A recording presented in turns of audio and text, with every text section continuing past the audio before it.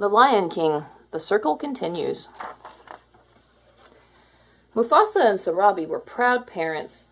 The herds all bowed as Rafiki, the wise baboon, held their cub high, welcoming him to the circle of life. I was first in line to be king until that little hairball was born, Mufasa's brother Scar said scornfully as Simba grew into a playful cub. Simba was unaware of his uncle's feelings toward him. One day, he even bragged to his uncle that he was going to rule the whole kingdom. Scar smiled slyly.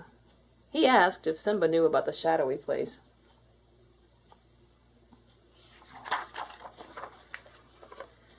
That's beyond our borders, Simba remembered.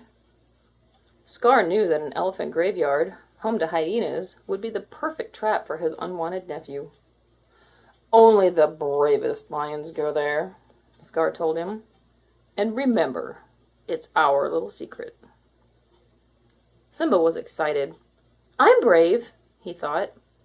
With his best friend Nala, he conspired to lose their watchful guardian Zazu and make a journey to the Forbidden Land.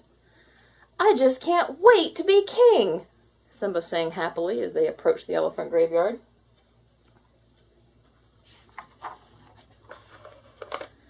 However, when hyenas began to chase the cubs, Simba realized that not all animals honored him as the future king. Simba tried to be brave like his father. He stood his ground and let out a roar. Suddenly, Mufasa's voice drowned out his own, and the great lion rescued the cubs. Simba walked home in his father's footsteps, feeling very small. He knew he had made a big mistake and realized how much he still needed his father. We'll always be together, right? He asked. Mufasa looked toward the sky. The great kings of the past looked down on us from those stars, he told Simba. They will always be there to guide you, and so will I. Meanwhile, Scar was plotting with the hyenas. Still determined to make himself king, he made a deal with the hungry animals. If the hyenas would help him kill Mufasa and Simba, Scar would give them run of the Pride Lands.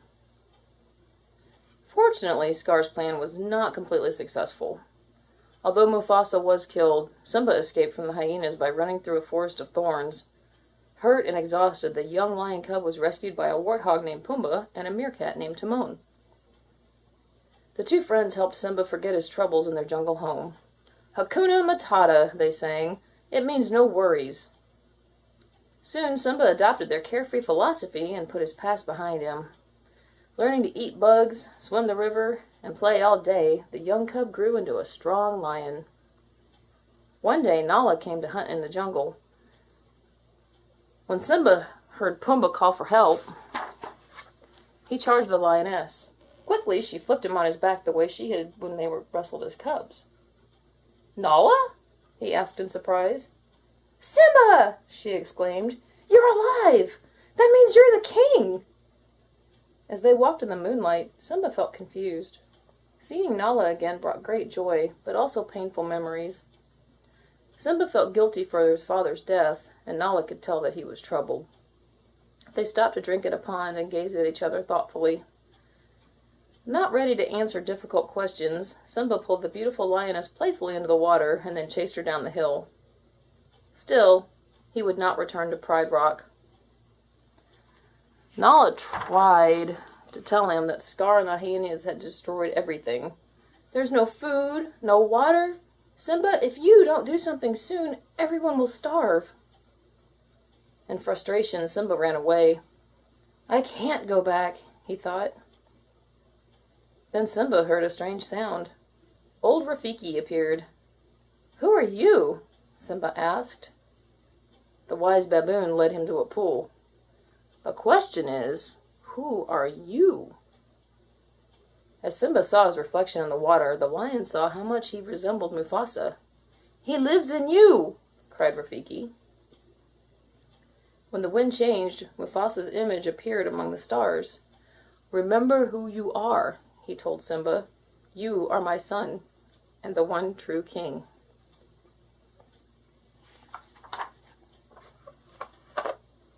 Understanding what he must do, Simba raced back to challenge his uncle. Step down, Scar, he roared. The two battled while the lionesses overtook the hyenas.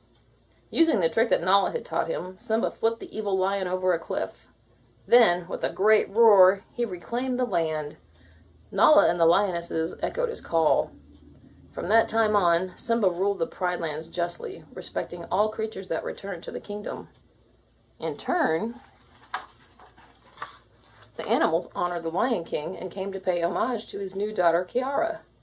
With Nala at his side, Simba watched proudly as Rafiki welcomed Kiara to the circle of life. The end. Please subscribe.